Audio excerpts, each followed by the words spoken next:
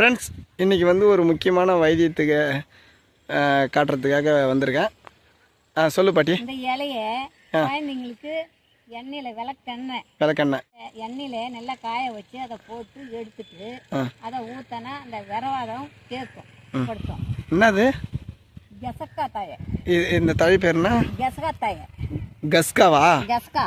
இந்த கஸ்கா கோட்டை இந்த தீத்துறாங்க, தீத்தி வைக்கிறாங்க, அது அது அது இல்லை, அது வேறு கோட்டை. அது வேறையா? அப்புறமா என்ன பண்ணணும், இந்த தையை கெவுரு மாவில் தேவையான பொருள்லாம் மிளகா, வெங்காயம், இஞ்சி, மற்ற பொருளெல்லாம் போட்டு இதை என்ன பண்ணணும், வடை சுட்டு தின்ன அந்த விரவாதம் சரியாகும். எப்படி? எனக்கு ஒன்றும் புரியல, எப்படி தெளிவாக சொல்லுங்கள். அதாவது நான் கேட்குறது என்னென்னா, அந்த விரவாதன்றது எப்படி இருக்கும்? அது விரவாதன்ட்டு ஒரு விர வீங்கி போயிடும். அந்த விரைக்கு பதிலாக இந்த மருந்து சாப்பிட்டோம்னா குணப்படுத்தும். யாருக்காவது எப்பயாவது கொடுத்துக்கிறீங்களா? அது கொடுத்து எந்த நாள்ல அந்த காலத்துல இருந்து இருக்குது. அந்த காலத்துல இருந்து இது தடையை பூச்சி குழந்தைங்களுக்கு ஊற்றுவாங்க. திருப்பி இந்த கசக்கா கொட்டையை நசுக்கி முட்டையில போட்டு வறுத்து தருவாங்க. முட்டையில கஸ்கா கொட்டியா? ஆமா, கஸ்கா கொட்டையில நாட்டுக்கோழி முட்டையில போட்டு அதை பொண்ணெல்லாம் வறுத்து அதை கொடுத்தாங்கன்னா சாப்பிட்டாங்கன்னா அது குணமாகும்.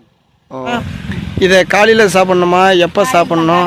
காலையில் தான். இந்த செடி பேர் தெளிவாக சொல்லுங்க. கசக்கா கொட்டை. கஸ்கா செடி. கஸ்கா செடி. சரி, இந்த தீத்தாங்கொட்டைன்றாங்களா, அதுவா? அது வேற கொட்டை. இது வேறையா? இது இலைய எங்க பாருங்க ஃப்ரெண்ட்ஸ், இலை எப்படி இருக்கு பாருங்க. இந்த பாருங்க, அந்த இலை செடியில வந்து முள்ள இருக்குது.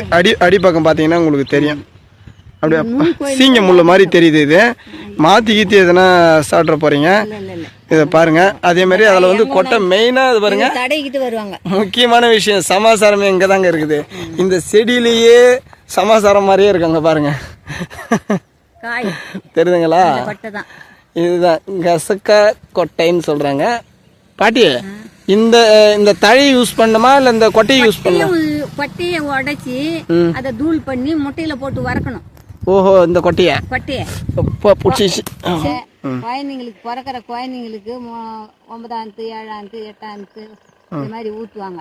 அந்த குழந்தை பிரிச்சு அந்த எண்ணெயில போட்டு அதை நல்லா பொரிட்டுமுன்னு ரொம்ப தீயக்கூடாது, ரொம்ப விளக்கெண்ணெயில தான் பயன்படுத்தணும்.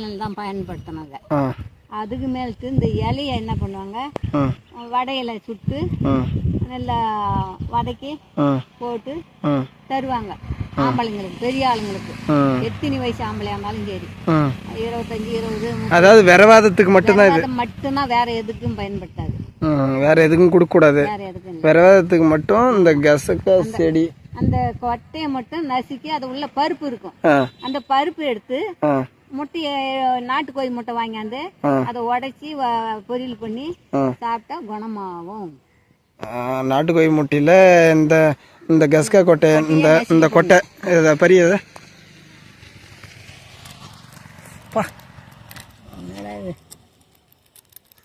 கொட்டைக்குதே இல்லை, பூச்சி வச்சுக்குது.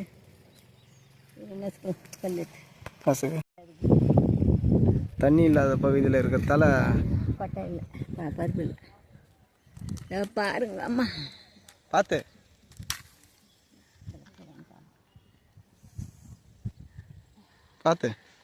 சீங்க முள்ள மாதிரி இருக்கு பார்க்கறதுக்கு. இது பருப்பு.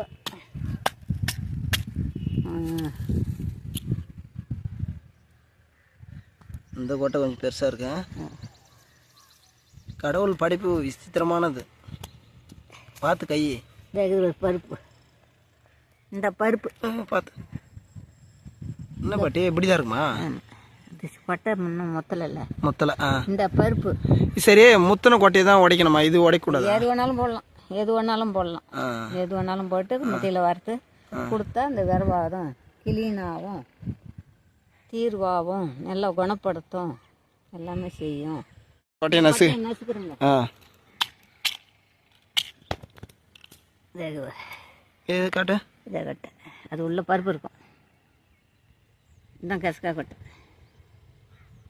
பாட்டி. கசக்கா கொட்டை தான் இது. இது நான் அப்படியே தாள்னு இல்லை. இதே அந்த முன்னெல்லாம் நாங்கள் வந்து சின்ன வயசில் உரைச்சி வைப்போமே, அந்த மாதிரி தெரியுது. அது வேறையா? கொட்டை அது என்ன கொட்டைன்னு இல்லை அது ஒரு கொட்டை. தீத்தாங்கொட்டை அதை சொல்லுவோம். அது ஒரு கொட்டை. அது இது கேள் கச்சா கூட வைப்பாங்க. ஆ நசுக்குதா? பார்த்து கை பார்த்து.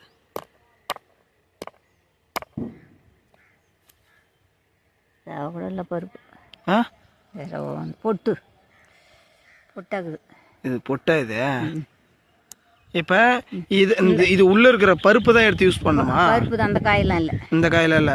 அந்த பருப்பு எடுத்து என்ன பண்ணணும்? அதான் முட்டையில் வச்சு முட்டையில் அந்த பருப்பு எடுத்து முட்டையை எடுத்து அந்த பருப்பு எடுத்து நசிக்கணும் முதல்ல.